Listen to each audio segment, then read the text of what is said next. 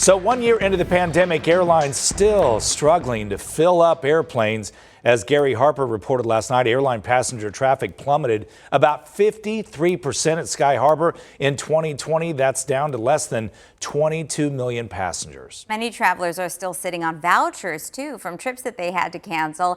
But those vouchers may begin to expire soon. So this morning, 3 News Side Susan Campbell breaking down what you need to know if you're holding on to one and haven't been able to travel yet.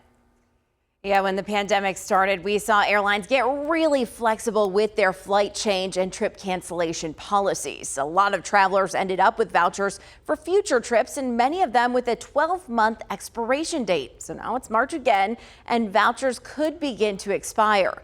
There's good news for consumers. Scott Keys, the founder of Scott's Cheap Flights, says airlines are continuing to be flexible and are often extending that window when travelers can use vouchers. But he says you have to read the fine print to make sure you don't lose them.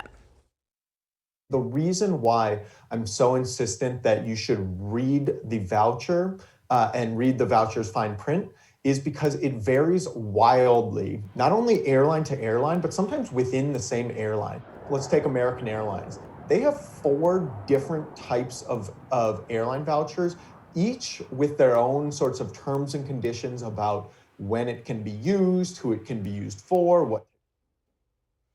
So here are the 3 things to look for. The expiration date. Make sure you know if the expiration date is the date you have to book a new trip by or if it's the date you actually have to fly by. Then look at the terms and conditions. Things like, do you have to use this voucher to fly to your original destination, or can it be used for any location, or does it have to be used by the original traveler? Can it be used for anybody? And finally, find the customer service number.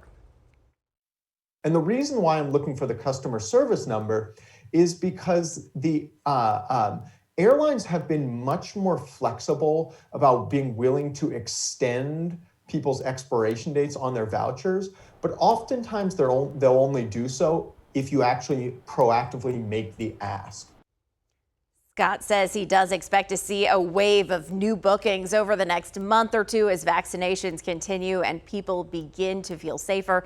And he says we're already seeing signs of excitement to travel. In the past week, he says there's been a record number of online flight searches since the pandemic started. But keep in mind, airlines aren't expecting to rebound to pre-pandemic levels anytime soon. You guys ready to travel? People are desperate to go somewhere. Yes. Yes. The answer is yes. I am. Let's go. Capital Y, capital E, capital S.